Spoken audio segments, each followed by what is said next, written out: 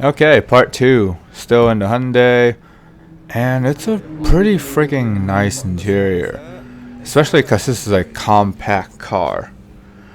So it got that handbrake, which is awesome. May it never change, but most likely, once they have the next gen, is probably gonna be over. Which is sad, but it's something that I have to come to terms with. I do like the buttons, the switches. It feels high quality. Like this interior does not feel like a cheapo interior. And I don't think this car is actually that cheap. I do not know what the price is actually, but it's like mid tier now. It's no longer like the budget option, which kind of makes sense for them to bring the car up. And I love that handbrake. Then getting out and seeing what else is out there. Gotta like that wheel. Moving on. The head is like, like the head seems a little too much. But besides that, the wheels is good, and I very much like the tail lights. The tail lights look really awesome.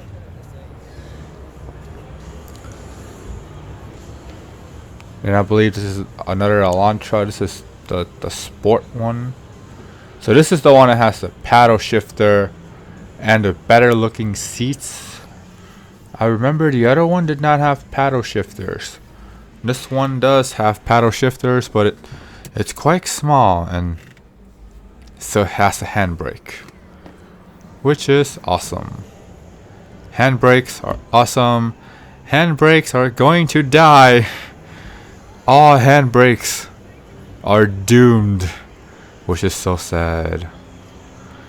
But we have to live with that fact.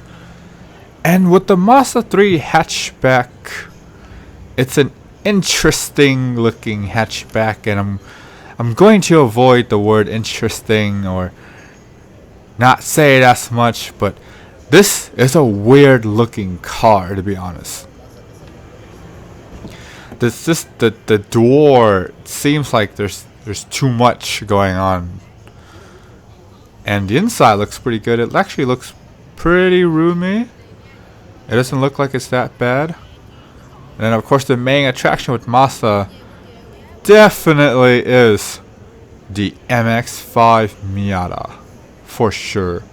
Like the rest of them are just sort of like small SUVs, or I believe some people call them CUVs or something like that. And then the sedans are pretty okay. But definitely the coupes, or convertible, hardtop convertible. There we go. That is the one that's mainly attracting a lot of people, which is nice. Like this is a very nice looking car. It looks very expensive, and it is a very small car.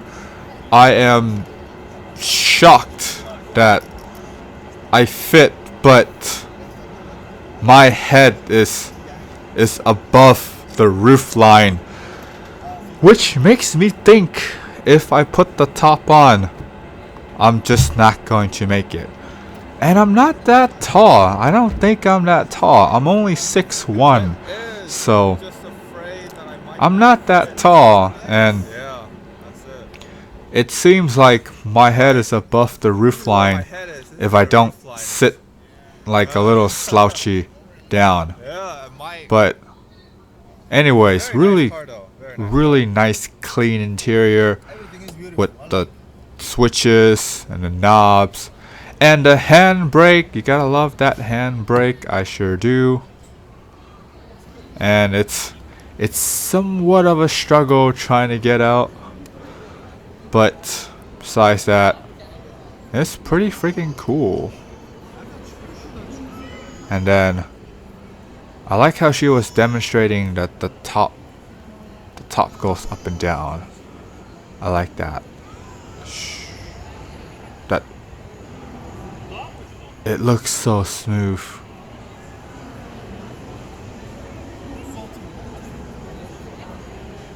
that is really freaking nice.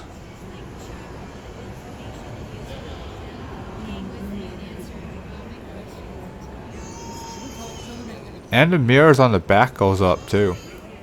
So I like that as well.